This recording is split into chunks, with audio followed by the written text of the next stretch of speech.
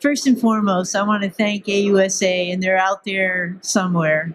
And I want to thank the military cyber professionals, and I want to thank industry out in this cyber pavilion for recognizing the education of our cyber professionals. The newest domain, the domain that is going to be intractable in our future, is essential. And if you look at the 3 days of curriculum that has been dedicated and the leaders that are coming out of the woodwork to talk to whoever shows up, it's like build a field and they will come. This is going to become a highlight of AUSA forever. So for those of you who have presented already, thank you. For what you're about to receive, you're welcome. But let's keep talking about this and grab people to come, because a lot of people avoid cyber discussions because they're too shy to admit they don't understand it. And that's how we don't move forward. Carmine was fair enough to say the fights in the Pentagon were usually not between the generals and the intel and signal professionals who understood cyber. It was trying to help the operators understand what was necessary to bring this on board, and now they're fully embracing it. So thanks for doing this. Now today we have a big treat. After lunch is always the worst time to do anything, but I thought you let off great. Would you like a job in cyber? That got my attention. I sat right up front. But we have a huge treat for you today from Accenture. Accenture, a global company, as I said to somebody, we're twice the size of the Marine Corps, and we have a budget that's a little bit bigger than theirs as well. But as a global leader in professional services with a huge digital practice involved in 40 sectors, we would be criminal if we did not lead the discussion on cyber, because the protection of our customer, the protection of our client, the protection of our federal customers is the first thing we think about. And so we went out in Accenture a year ago and hired some of the best talent available. And one of them, he's good looking, he's funny, but he was a CIA guy, so personality wasn't the first thing that came to your mind. We went to the CIA, or we went out to the public sector and found a leader of technology for Bridgewater, Gus Hunt, who you're going to hear today give another provocative speech on, or discussion on cyber. Gus, almost 3 decades with the agency, culminating as their chief technology officer. Most important to the signal and intel people here, he led the agency into the cloud, which is amazing when you just think about that concept, because if they don't go, the rest of us can't. But this is one of the great pioneers in our federal government who has sped the evolution of this great thing that we call cyber defense. Today, he's going to get up and talk to you about what we think about in Accenture when we think about what's necessary. And that is, let's get beyond reactive. Let's get beyond this is horrible. Let's get beyond we can't solve this, and start working together to go on the offense. So without further ado, the client that I came into Accenture about 9-10 months ago, I used to go by Gus's cubicle and say, Gus, it's your job to meet 4 people today. I know CIA doesn't do that, but the Army, we love to know everybody. So this was my cubicle buddy. I'm thrilled today and would ask you to give him a warm round of applause. Gus Hunt, let's talk about the cyber moonshot. Okay, thank you, Mary, for that very overly kind introduction across the board, and thanks again to the Association of the United States Army for the ability to speak to you today. So what I want to talk to you today is really thinking radically differently about this whole issue of cyber. I'll tell you up front to begin with, we talk a lot about cyber. Right? And we talk about how private the problem is, and we talk about how difficult it is to solve. We talk about all these things. And I actually think that we need to take a different approach and a different tact. And that's what this whole concept called the cyber moonshot is about. It's about us getting together and doing concerted leadership and concerted direction so that we can actually begin to swing the pendulum back in our favor when it comes to cyber. I think this is very doable today, and we'll talk about the things necessary to bring that off.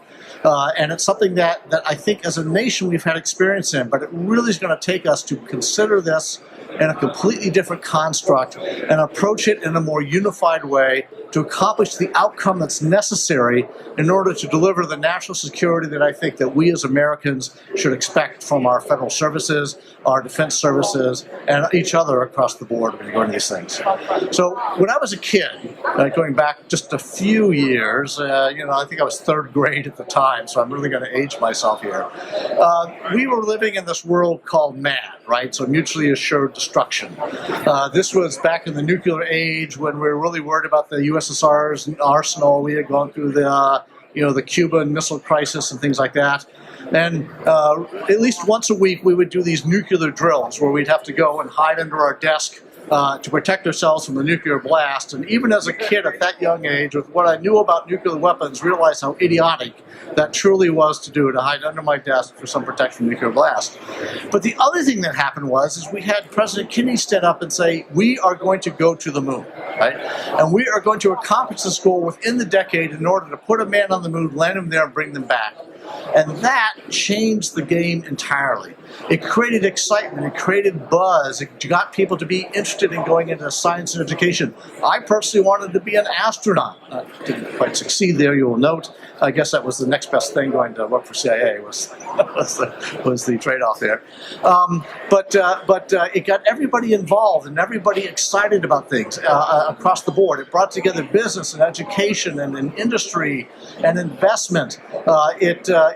Actually, we had the media and Hollywood and consumer industries were engaged in this thing, right? So out comes Star Trek, right? The original show on television, you boldly go where no man has ever gone before. We had Tang, right? I drank a lot of Tang as a kid. It was very, very cool, right? Okay, across the board, right? Anyhow, my point being is that audacious goal that was set by President Kennedy laid a foundation that enabled us to accomplish something much bigger than any individual part of the government, any individual industry, any individual person, and got us all coherently focused on trying to drive to an outcome that most people thought was extraordinarily difficult, if not unattainable, within the time frame he set. All right, fast forward. That's the purpose of the cyber moonshot, that we need to set ourselves a big, hairy, audacious goal to make our nation cyber safe within 5 years, all right, so that we can deliver these things across the board and make it happen, all right? And that's really the objective that we're trying to put on the table here. Okay.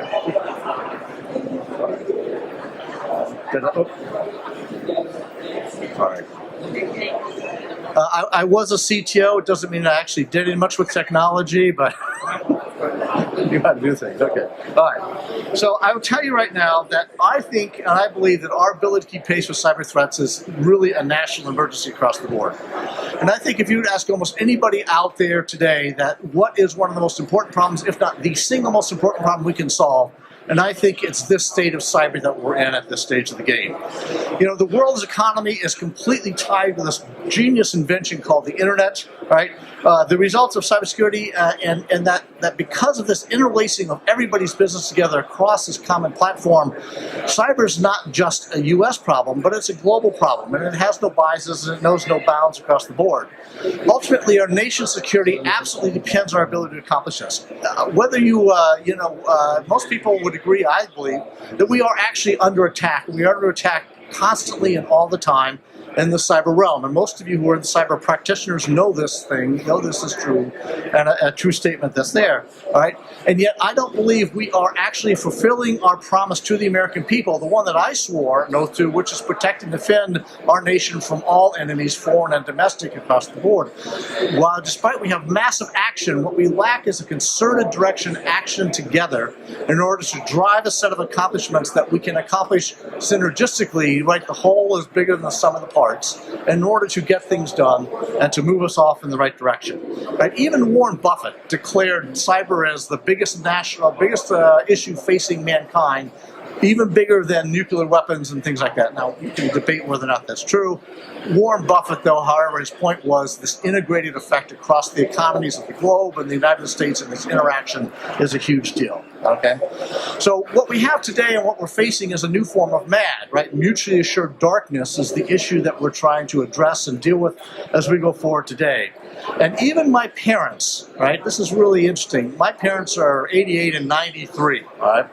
And so, given the recent spate of events that have occurred, my parents have begun to ask me what they should do to make themselves cyber safe, right? This is a combination, this is an outcome that I would never thought I was going to have, a conversation I never believed I would have with my parents, and even they know that something is horribly awry, and we have to act together in order to begin to solve the problem. What is it we're going to do about it, okay?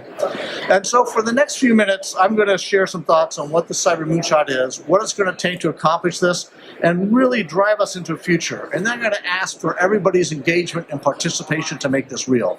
DoD and the Army and industry and all of us working together so that we can bring together all the great talent, all the great strengths, all the great capabilities that we actually have in hand today and put them to work in a coherent and concerted direction in order to accomplish a goal, a big, hairy, audacious goal of, again, making us cyber safe in the next 5 years. Okay. Sorry. I don't have enough hands to do this. I'm go. All right. Okay. So when you look back at the Kennedy moonshot, there were 3 things it took to bring this off. Right? One was inspired leadership. John Fitzgerald Kennedy set the inspiration by going out and saying, we're going to go to the moon, okay, and do this thing. And nobody asked him to say this, right? This is a really interesting conversation that I've had. People said, well, nobody in America is asking for somebody to do a cyber moonshot, right? Henry Ford used to say, nobody asked for a car. What they asked for was a faster horse, right? It takes an inspirational leadership in order to bring this off, and that was ingredient number 1. Ingredient number 2 is the fact that they set a hard objective to put a man on the moon and bring them back, a very specific goal that we want to be able to accomplish. And then number 3 is that we got the commitment out of Congress to provide sustained funding to bring this off so that we could actually accomplish the goal in the time frame that was there in order to make it happen. And those were the things that were absolutely essential across the board, all right? We had other things that were pushing us. Sputnik was on the horizon, as I said. We had the nuclear conflict that was going on. But look at today, all right? Let's take an example where we are today. Today we have election meddling. Today we have theft of sensitive SF-86 information and things like that. We have a whole lot of things today that are also driven by nation states trying to attack us in ways that are not so overt and hidden hands that are there, that are in the space. All right? Okay. I also want to emphasize that back in the moonshot days, all the technology necessary to actually accomplish it was in some form of existence. We already had missiles, we already had space programs, we had spacesuits. As I said, we had Tang, God forbid, right? They already had powdered something to take up into space with them in order to do these things. But the basic technology and the science was well known. We understood escape velocities and the moon's mass and all these things. Fast forward to today, I believe very firmly that we actually have in hand all of the necessary technological ingredients to make this real. Albeit some of them are a little more mature than others, but the fact is that we understand the basics, we know the science, we get the technology, we understand our attackers pretty darn well. I think what we lack is the fact that we haven't acted together in a concerted way, brought together people in a concerted, focused action in order to actually accomplish this goal with, as we set it on the table in order to get there, right? So we have a lot of action in cyberspace and many talented people attacking it from multiple vectors across the board. And what I believe is true, as I said, is that we lack what is the coherent driving force and a focus to marshal all of our activities together to accomplish a goal as a nation, as opposed to everybody running around trying to accomplish a goal separately.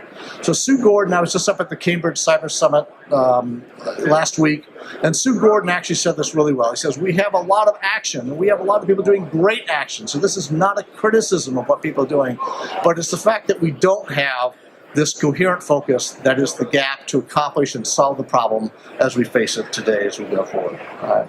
Okay.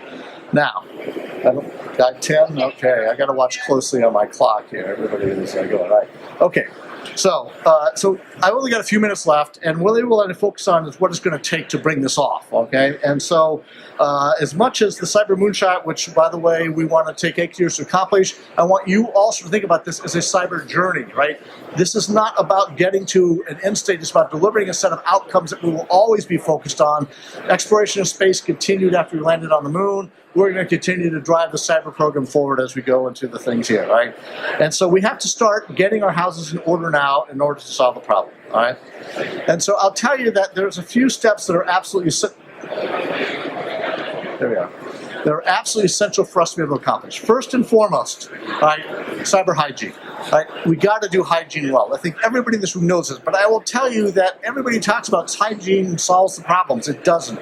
The problem with hygiene is that it is a passive, reactive, and lagging indicator of a problem. And what happens is, and why we have APTs out there, is because of the fact that somebody else discovered a flaw before others, the good guys, could figure out that it existed instead of a patch to make it happen, right? So don't get me wrong, if everybody had patched their systems, WannaCry probably wouldn't have been this big a problem it was. We all know that to be true. So hygiene is important, but it's a passive reaction to a problem that already exists. I'm arguing that we have to find the way, and I think we already know the way to get ourselves in front of the problem in ways that technology and the capabilities we have in hand today will allow us to do that, okay? And so there are 5 critical things that we have to do. 1, you've got to get to the cloud, okay?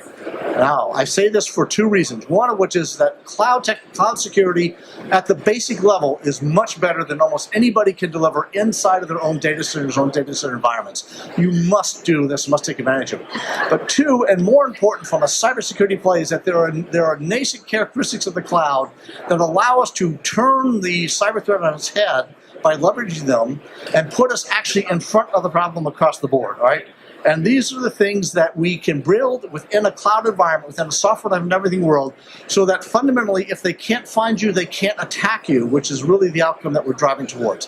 The ability to constantly shape-shift how we look, always deliver smooth, efficient, unhacked code, and put it in place so that we can that users can have access to it and do this dynamically, so that we are always ahead of the game here, right?